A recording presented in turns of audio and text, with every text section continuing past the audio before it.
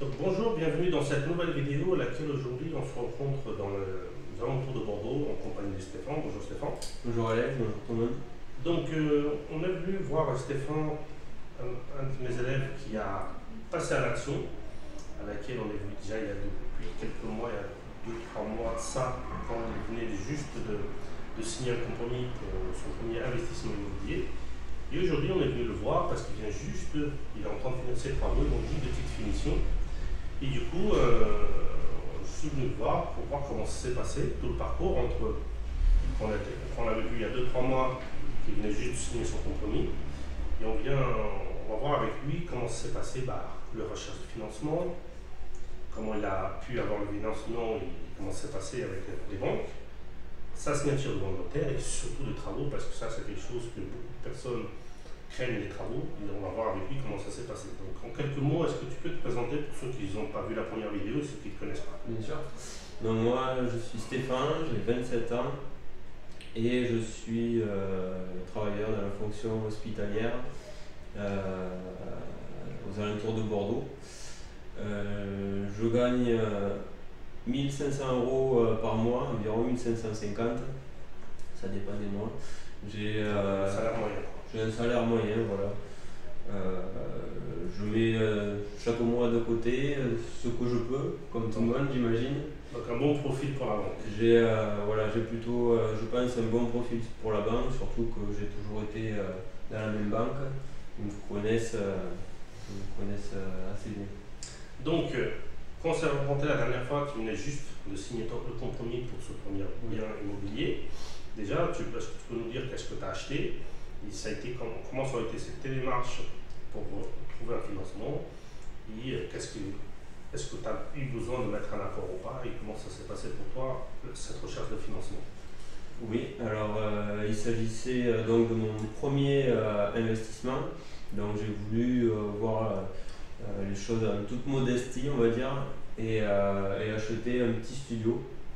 Donc j'ai donc trouvé ce studio qui était à 33 000 euros, frais d'agence inclus.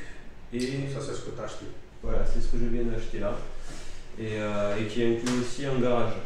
Donc c'était pas marqué dans l'annonce, mais il s'avère qu'en fait c'était deux lots différents, bien distincts, et donc deux biens immobiliers. Donc une belle affaire parce que 33 000 euros, un studio plus un garage dans la région de Bordeaux, pour moi c'est une excellente affaire. Et donc tu as été voir la banque, tu as été voir ta banque et d'autres banques, comment ça s'est passé pour toi? Ouais, alors j'ai commencé par aller voir ma banque, leur expliquer que je voulais emprunter en totalité. Avec les frais de notaire aussi? Avec les frais de notaire. Donc 110%. 110% avec les travaux aussi. Donc c'est même pas 110, c'est plutôt 120%, 130%. Voilà, je ne sais pas combien exactement, mais voilà, je leur ai dit que j'avais besoin qu'ils me pressent tout. Donc tu nous viens de nous dire que tu as payé 33 000 euros le studio avec les frais de notaire, et donc avec les travaux, c'était un budget de combien?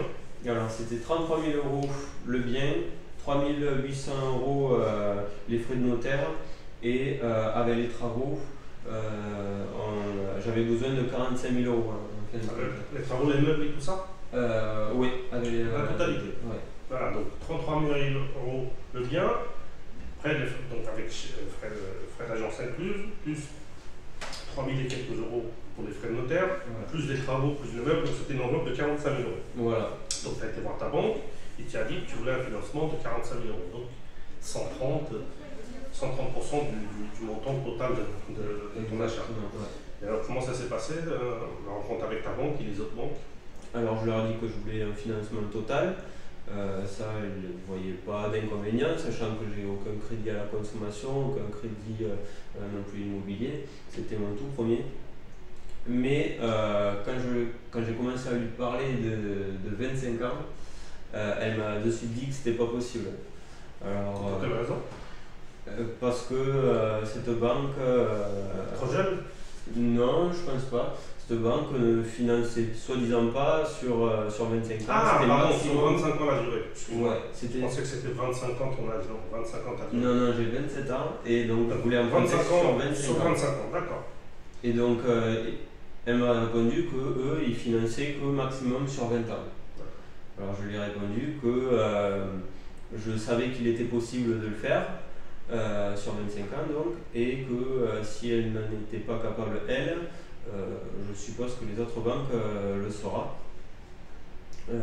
Donc elle m'a dit qu'elle allait voir, qu'elle allait demander une dérogation auprès Pour aller de sa hiérarchie pour aller jusqu'à 25 ans. Ouais. Et entre temps, est-ce que tu as été voir d'autres banques ou pas? Voilà, donc j'ai tenu parole, je suis allé voir une autre banque, histoire d'avoir différents devis, différents taux, différentes propositions et pouvoir comparer et puis pourquoi pas négocier.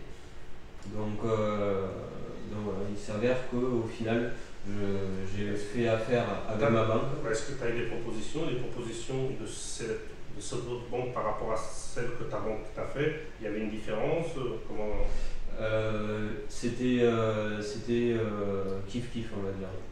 Et donc, tu me disais que ta banque a demandé, donc à mon avis, ta conseillère a demandé une autorisation à son hiérarchie. Donc, est-ce qu'ils ont accepté de faire sur 25 ans ou tu l'as fait sur 20 ans? Voilà, 2-3 jours après, elle m'a rappelé pour me dire que c'était bon, qu'il n'y avait pas de souci pour 25 ans. Donc, en gros, tu es en train de dire que quelque chose, au départ, indique que ce n'était pas possible. Donc, si tu n'aurais pas insisté, donc si tu aurais validé ce qu'elle t'aurait dit, tu n'aurais fait que pour 20 ans. Voilà. Donc, comme tu as insisté, et sûrement, peut-être par rapport à la formation, que le mieux c'est de faire un crédit le plus long possible, surtout vu ton âge, 27 ans. Donc, tu as insisté et tu as réussi à avoir tes 25 ans. Donc là, on voit vraiment bien que si on aurait juste donné raison au conseiller qu'on n'aurait pas demandé, bah, il n'aurait fait que 20 ans. Donc lui, il a dit que c'était possible, qu'il y avait moyen, qu'il y avait d'autres banques qui pourraient le faire. Donc elle a demandé et elle a réussi à t'avoir 25 ans. Voilà, moi j'aurais cru mon banquier parce que je ne savais pas vraiment si c'était possible ou pas du tout. Si c'était quelque chose.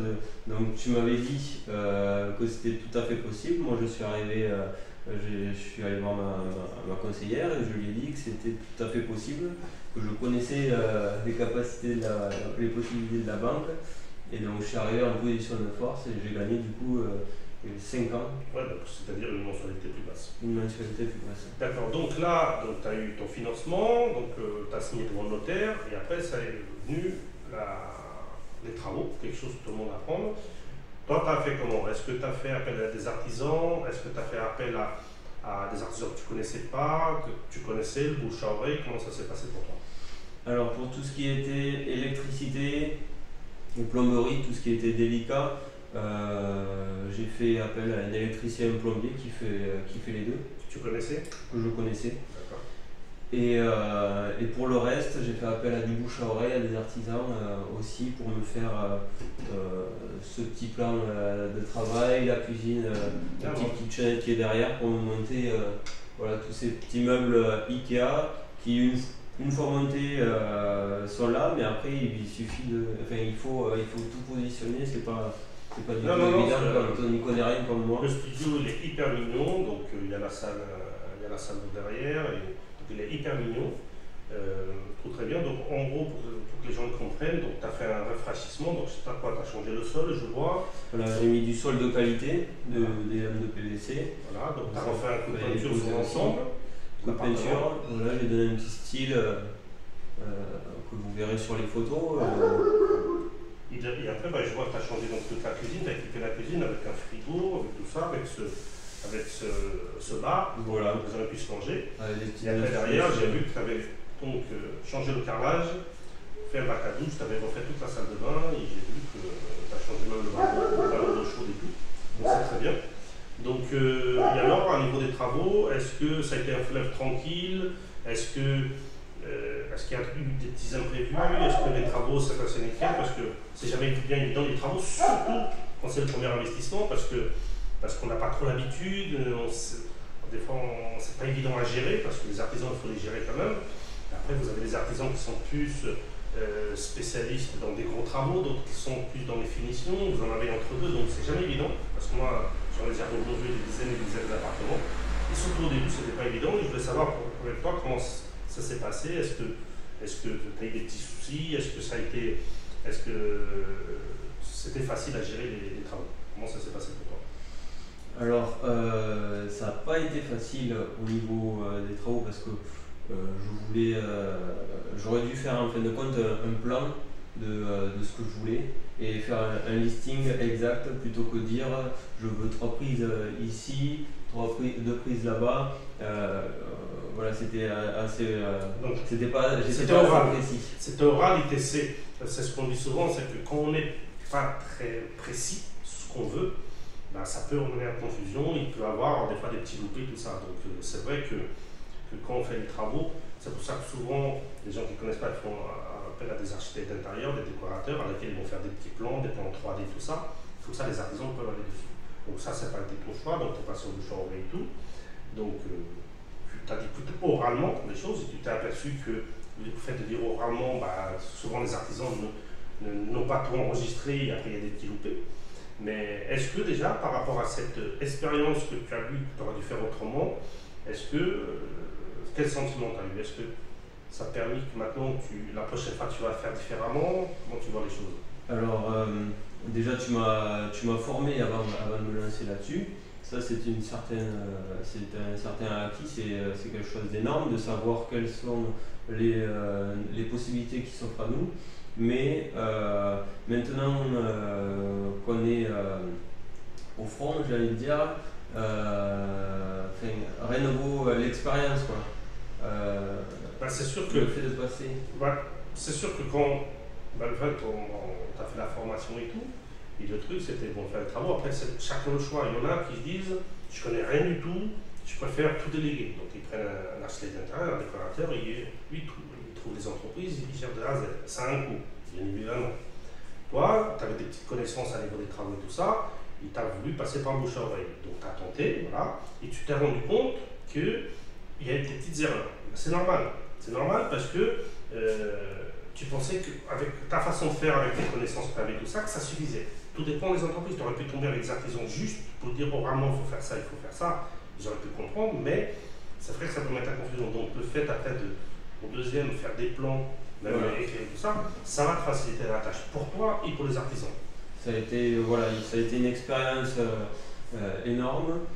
Et du coup, voilà, ça me donne envie de recommencer soit sur le même, avec beaucoup plus de facilité, car je connaîtrai les choses à savoir quand j'aurai cette expérience-là. On va dire que cela, ça permet d'essuyer un peu les plâtres. Voilà, parce que quand on fait le premier, on se rend compte des petites erreurs, mais c'est bien, c'est avec des erreurs, parce que si je leur ai dit tout, il faut faire comme ci, comme ça, il est juste en train d'exécuter. Donc il faut laisser une petite part.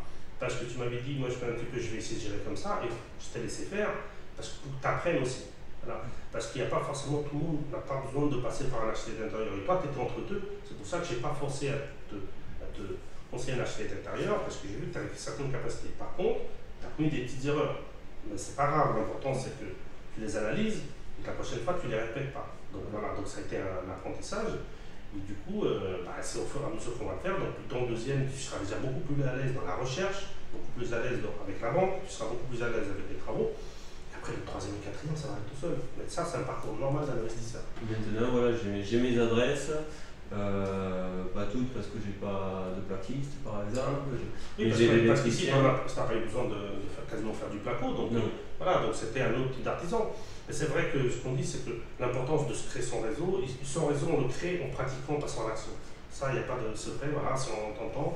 Parce que même moi, j'ai mes artisans, tout ça, mais avant de tomber sur le bon, j'en ai passé un petit peu des moins bons, et c'est comme ça, on voit qu'il y a des petits ratés, on prend un autre, on prend un, on ajuste, et après, on arrive à former toute une équipe, artisans, plombiers, électriciens, plaquistes, carreleurs, tout ça. Et c'est comme ça qu'on crée son réseau. Donc il faut jamais se dire, parce que j'ai eu quelques fois au téléphone, et des fois, tu avais une base de régime et tu disais les travaux c'est en train de me donner plus de boulot que je pensais, parce que ça c'est normal parce qu'il y a toujours des petites surprises. Et pour le gérer, c'était moins évident parce que tu voulais comme ci, comme ça, et des fois l'artisan, comme c'était pas écrit tout ça, il avait oublié certains petits détails et tout ça. Donc tout ça c'était normal parce que tu avais commis des petites erreurs et tout ça et que tu allais les rectifier. Mais l'important c'est que le résultat final il n'est pas mal du tout. Donc voilà, donc il manque juste encore des petites finitions et tout. Voilà, ça t'a peut-être dépensé un tout petit peu plus d'argent parce que l'artisan a fait, on t'a dit de reprendre 2-3 petites choses, tu as mis peut-être un peu plus de temps, mais bon, rien de catastrophique. Loin de là, parce que moi, je trouve que le résultat il est très bien. Et qu'est-ce que ça t'a permis, cette expérience-là? Maintenant, quand tu vas avoir, donc je pense que tu ne vas pas t'arrêter là, au niveau des investissements. Donc, quand tu vas avoir les prochains investissements, pour les travaux, comment tu penses à t'organiser pour éviter de faire ces petites erreurs? Mais déjà, pour les travaux, pour le second, j'aurai déjà mon petit carnet d'adresses. Et du coup, pour les prochains, je ferai directement un plan. S'il faut, je paierai quelqu'un sur un petit freelance Je peux faire un truc en 3D. pour faire quelque chose en 3D. Pas besoin d'architecte intérieur, tu lui dis, tu prends des codes, tu prends un plan, tu écris au crayon et tout ça, et après tu as des gens qui font des petits plans en 3D, tu prends te le faire, et ça c'est très bien parce que comme ça tu donneras des plans en 3D à ton artisan, et comme ça voilà, il y aura beaucoup moins de risque d'avoir des petites erreurs. C'est pareil pour l'expert comptable par exemple. Je souhaite le louer meublé, donc avec un certain statut, et chose que je ne sais pas faire, donc il fallait que je prenne un expert comptable. Et tu m'as recommandé du coup de prendre cet expert. Et donc j'ai fait 8 experts comptables pour trouver le bon. 8 rendez-vous de 1 heure en moyenne, à des endroits différents. Donc tout ça, c'est des choses que maintenant j'ai mon adresse. Et, attends, tu as ton expert comptable. J'ai mon expert comptable. Donc tu n'auras pas besoin de chercher pour le deuxième. Voilà, et ton réseau, tu le crées petit à petit. Et voilà, je commence à avoir un petit réseau. Et du coup, le deuxième sera beaucoup plus appréhendé de façon beaucoup plus sereine. Bah écoute, c'est top tout ça. C'est pour ça que le fait de commencer par un studio petit, c'est toujours conseillé dans le sens parce qu'on commence avec une petite somme, avec un petit. Les travaux sont plus petits, ça promet d'apprendre, et comme ça après, le prochain, ça peut être un 2 pièces si tu le souhaites, et dans quelques années, peut-être carrément un immeuble et tout ça. Mais c'est pour ça que je conseille toujours à mes élèves de commencer par un petit investissement, petit studio, petit 2 pièces, tout ça, pour pouvoir apprendre. Et parce que si c'est un investissement beaucoup plus lourd et avec plus de travaux et tout ça, ça serait encore moins facile. Ça m'aurait dégoûté. Donc voilà, donc ça c'est pour ça c'est l'importance de tout ça. Donc ça c'est top tout ça. Donc maintenant il est quasiment prêt, donc là, bientôt tu vas le mettre en location. Donc tu me dis que tu vas le louer en meublé, mais est-ce que tu vas faire du meublé classique? Est-ce que tu vas faire en termes de location? Voilà, donc au pire du pire, c'est ce que je m'imagine toujours. Je me dis au pire, je vais le louer meublé à l'année. Si c'est un étudiant ou une étudiante, ça sera un bail de 9 mois. Ça c'est la pire des situations, entre guillemets. Les 3 autres mois, si tu loues un étudiant, si tu loues un étudiant pendant 9 mois, les 3 autres mois tu vas l'exploiter comment? Location courte durée. D'accord. Mais c'est pas la deuxième option alors? Et donc la première option que je vais, la deuxième option, et la première option que je vais mettre en place pour ce studio, c'est une location courte durée, du Airbnb, pardon. Ouais, comme Booking, tout ça. Airbnb, Booking. Moi je pense, vu la ville, vu où tu es situé, parce que tu es vraiment en plein centre-ville, à côté de la rue du piétonne, des commerçants et tout ça, vu le potentiel de la ville, on est quand même sur une ville de 20 000 habitants. Donc moi je pense qu'il y a un énorme potentiel à niveau de la location courte durée. Donc maintenant on va voir ensemble entre deux pour tout mettre en place pour optimiser à niveau des annonces et tout ça pour que tu puisses capter le maximum d'annonces et le maximum de réservations. Moi je dis qu'il y a tout le potentiel que tu puisses réussir cette location courte durée. Mais c'est toujours bien que avoir toujours un plan B au cas où, parce qu'aujourd'hui la location courte durée c'est démocratisé tout ça. On ne sait jamais, un jour, peut-être, le gouvernement viendrait à bloquer les locations courte durée déjà dans les grandes villes, ça commence à bloquer, qu'ils viennent dans les petites villes, tu as toujours un plan B, ce serait la location étudiant pour 9 mois ou des actifs à l'année, tout ça. Donc ça c'est très bien, c'est toujours bien d'avoir un plan A et un plan B. Donc moi déjà, je pense que le plan A, il va être top là-dessus, parce que tu as un énorme potentiel, avec tout ce qu'on va optimiser en plus, après ça va être que du plus. Donc il y a un potentiel énorme, donc il n'y a plus qu'à maintenant à finir les petits travaux. Donc moi ce que je te propose, c'est de venir dans 2-3 mois, quand il y aura déjà 2-3 mois d'exploitation, pour qu'on puisse voir un petit peu alors cette expérience, la location courte durée, comment ça se passe pour toi au quotidien, pour gérer et automatiser ces réservations, parce que tu m'as dit que tu veux automatiser. et pouvoir au niveau des chiffres, parce que les personnes qui nous suivent, ils aiment bien de savoir les chiffres, exactement. Combien ça te coûte par mois. Bien sûr. Donc aujourd'hui, on ne va pas parler de chiffres, on a juste parlé de combien ça t'a coûté l'achat plus les travaux. Donc tu m'avais dit pour transformer Maurice, tu as combien de crédits par mois? Quel montant? 200 €. 200, donc avec les charges, toutes les charges, tu vas être à 300, 300 et quelques. J'ai fait un report, Voilà. comme tu m'as Voilà. conseillé. Donc là, pour l'instant, pendant les travaux, il n'a pas payé ses mensualités, donc il a fait un report. Le temps de faire les travaux, il commençait à encaisser ses premiers loyers, donc c'est une astuce pour se faire un petit peu de cash flow. Et c'est top tout ça. Écoute, on reviendra dans 2-3 mois. On viendra voir un petit peu comment ça se passe à niveau d'exploitation courte durée. On va voir les premiers chiffres et voir un petit peu si tout va bien et voir si tu es déjà en mode chercher un deuxième investissement immobilier. C'est top. Merci Stéphane de nous avoir répondu à toutes ces questions. Écoutez, vous, si l'aventure de Stéphane vous inspire, déjà mettez un pouce, un pour moi, un pour Stéphane et un pour tous les deux. C'est toujours top d'avoir un petit pouce, ça encourage. Si vous voulez recevoir plus de vidéos gratuites, abonnez-vous à la chaîne, parce que de plus en plus, il y a certaines vidéos que je vous envoie que aux abonnés, comme celle-là par exemple. Et il faut savoir une chose, c'est que si vous voulez avoir des résultats, et si vous voulez un jour avoir du cash flow pour éventuellement avoir la liberté financière, c'est ce que Stéphane essaye là-dessus. Donc il a franchi déjà le premier pas. Est-ce que tout a été rose? Bien évidemment que non. Il y a eu des petits moments pendant les travaux que c'était pas évident. Mais ça n'a pas démotivé parce qu'il est prêt, il est armé pour aller vers un deuxième investissement. Il a appris certaines choses.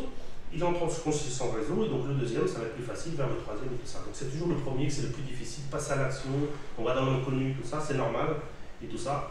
Et donc il sera là dans 2-3 mois pour vous donner plus d'informations sur le futur investissement de Stéphane et pour vous faire partager comment ça se passe pour lui et pour voir s'il est déjà en mode de recherche pour le deuxième. Je vous dis à très bientôt et n'oubliez pas, on investit ensemble. Ciao! Donc nous voilà dans l'appartement de Stéphane qu'on vient de faire son interview pour voir un petit peu comment c'est passé. Donc on va faire un petit tour de studio pour voir un petit peu ses travaux, qu'est-ce qu'il nous a fait, même s'il manque encore de petites finitions. Donc je vais tourner la caméra et on va faire un petit tour du propriétaire. Donc voilà, vous regardez, il y a encore le reste des chantiers, il manque encore 2-3 petites finitions. Donc ici, on a la pièce principale, donc c'est un studio de 22 mètres carrés. Donc ici, il nous a fait une petite peinture pour se différencier, tout ça. Ici, on a encore la cabine de douche qui manque posée. Voilà. Donc ici, il y a le radiateur qui a changé, le converteur, parce que l'autre il était mauvais. La fenêtre a été repeinte. Donc on tourne ici. Donc, voilà. Donc là, on a une très belle cuisine à laquelle ici. Donc il a enlevé l'ancienne, donc il a mis un bon plan de travail. Ici, on a du rangement juste en dessous là. Il manque terminé de nettoyer tout ça. Un petit frigo juste là, sympa, juste en dessous. Une petite plaque vitraux. Donc encore mettre la petite prise là-bas. Donc ici on a un petit évier. Du rangement juste au-dessus. Une ouate tout neuf. Du rangement aussi de ce côté-là. Donc le rangement c'est très... Même si on fait de la location courte durée, c'est toujours bien. Il nous a mis un petit plan de travail ici. Donc je pense que c'est pour mettre la cafetière, le grille-pain, la bouilloire et tout. Et après ici, on a ce qu'il faut là pour faire... il y a déjà le coca, hein, c'est déjà le début. Ici, ça sera pour manger. On peut manger bien à 4. Ici, donc même si c'est un studio, on peut manger à 4. Et après ici, où il y a encore le reste du chantier, ça va être pour mettre le canapé. Et après, en face, il va nous mettre la télé. Donc, voilà, très propre. Il manque encore mettre l'applique. Ici, ce qui est bien, c'est qu'en plus, on a une vue sur de la verdure. Ça, c'est très top. Donc, après, ici, on a l'entrée à laquelle ça a été... Donc, vous voyez, tout le sol a été fait. Voilà, un sol unifié, des plaques en PVC, très bien. Ici, donc, on a eu l'électricité qui a été refaite. Ma mémoire elle est bonne. Donc il y a des disjoncteurs qui ont été changés. Donc ici, il nous a fait une niche il y avait une niche ici à laquelle il nous a changé le ballon d'eau chaude. Et après, juste en dessous, on aura l'emplacement de la machine à laver. C'est très important, la machine à laver, même pour la location courte durée. C'est quelque chose de très important. Et après ici, la salle de bain, la salle d'eau qui a été changée. Donc ici, voilà, donc du carrelage qui a été changé. Ici, attends, il y a encore, ils vont juste finir le petit carrelage là-bas au fond pour mettre la paroi de douche. Et ici, ça c'est top. Ici, le lavabo, il manque encore mettre juste les 2 tiroirs. Le WC il a été changé. Voilà, donc on a le miroir là-bas et il manque juste la pique. Donc il manque juste des petites finitions. Donc voilà, une petite salle d'eau très pratique. Et après ici, il nous a mis une porte coulissante. Donc vous pouvez voir là. Et donc après, il n'y a plus qu'à... Donc un tout petit studio mais très sympathique. Donc c'est-à-dire qu'ici on a les WC qui donnent sur l'entrée. Ici le ballon d'eau chaude avec la machine à laver. Et après ici on rentre dans la pièce principale. Écoutez, quelque chose de très sympathique. Donc vous voyez, donc il manque juste enlever les restes chantiers. Il a déjà tout assemblé pour enlever pour les finitions. Donc il manque en gros fixer quelques prises. La paroi de douche là, donc c'est même pas une paroi, c'est une porte coulissante de douche. Et après des petites finitions comme vous voyez. Donc sinon le reste c'est quasiment tout fini. Donc là il manque encore une journée ou deux de travail, les petites finitions. Je crois qu'il va peindre la porte là-bas à l'intérieur. Je l'ai dit que c'était pas mal de peindre cette porte à l'intérieur, ça ferait bien comme le reste. Donc voilà, donc on a fait le petit tour de propriétaire. Donc comme vous voyez, il est passé à l'action, il a fait du bon travail. Maintenant qu'il n'y a plus qu'à le mettre en location et on viendra le visiter dans 2-3 mois quand déjà il sera tout meublé, qui sera déjà loué depuis 2 mois pour qu'on puisse faire un peu le point au niveau des chiffres et au niveau de savoir comment ça se passe. Donc je vous dis à très bientôt, à laquelle on continue à faire des vidéos et quand je reviendrai vous voir, quand je viendrai voir Stéphane, bien sûr que je viendrai voir un petit peu comment ça se passe pour lui et surtout les chiffres et les cash flow qui puissent se dégager, parce que j'en suis sûr qu'il va dégager des cash flow. Donc je vous dis à très bientôt et encore une fois, n'oubliez pas, on investit ensemble.